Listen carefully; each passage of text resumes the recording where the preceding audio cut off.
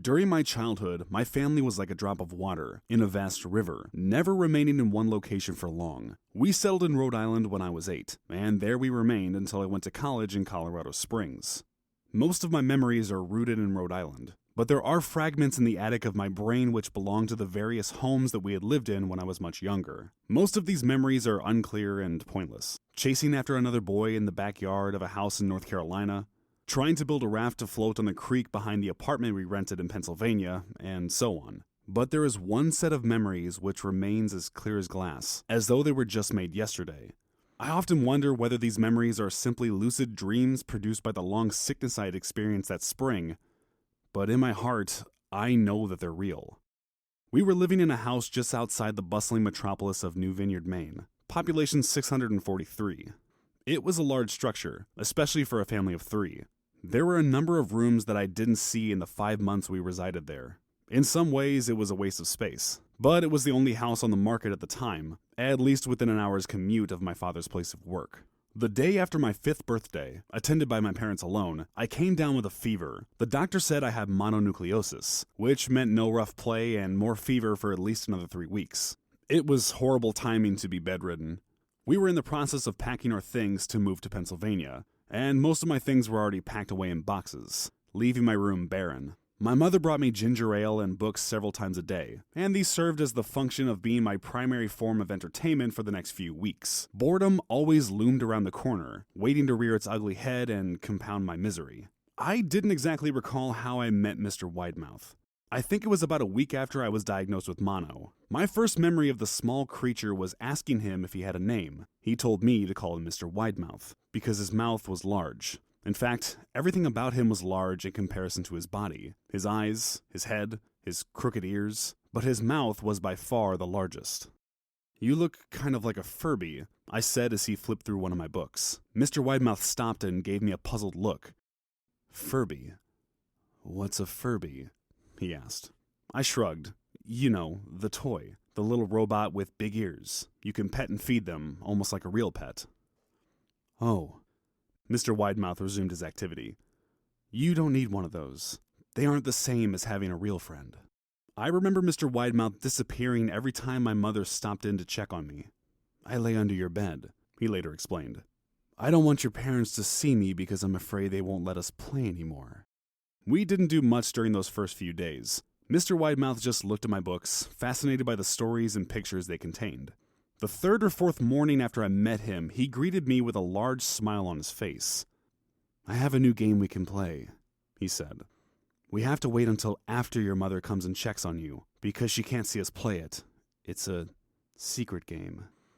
After my mother delivered more books and soda at the usual time, Mr. Widemouth slipped out from under the bed and tugged at my hand.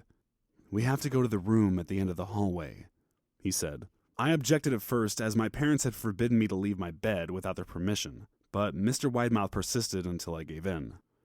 The room in question had no furniture or wallpaper.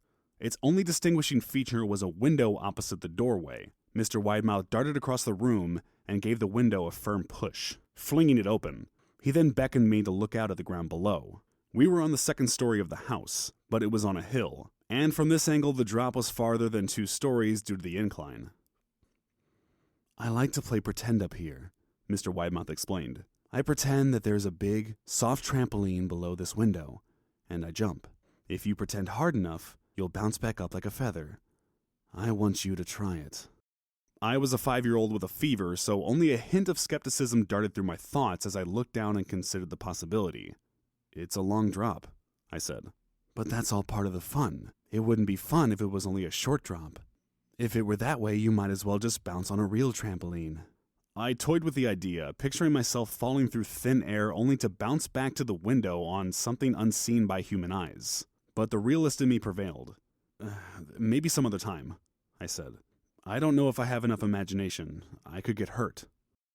Mr. Widemouth's face contorted into a snarl, but only for a moment. Anger gave way to disappointment. "If you say so," he said. He spent the rest of the day under my bed, quiet as a mouse. The following morning, Mr. Widemouth arrived holding a small box. "I want to teach you how to juggle," he said. "Here are some things you can use to practice. Before I start giving you lessons, I looked in the box. It was full of knives. "My parents will kill me," I shouted, horrified that Mr. Widemouth had brought knives into my room, objects that my parents would never allow me to touch. "I'll be spanked and grounded for a year." Mr. Widemouth frowned. "It's fun to juggle with these. I want you to try it." I pushed the box away. "I can't. I'll get in trouble. Knives aren't safe to just throw in the air." Mr. Widemouth's frown deepened into a scowl. He took the box of knives and slid under my bed, remaining there for the rest of the day. I began to wonder how often he was under me. I started having trouble sleeping after that. Mr. Widemouth often woke me up at night, saying he put a real trampoline under the window, a big one that I couldn't see in the dark. I always declined and tried to go back to sleep, but Mr. Widemouth persisted. Sometimes he stayed by my side until early in the morning, encouraging me to jump. He wasn't so much fun to play with anymore.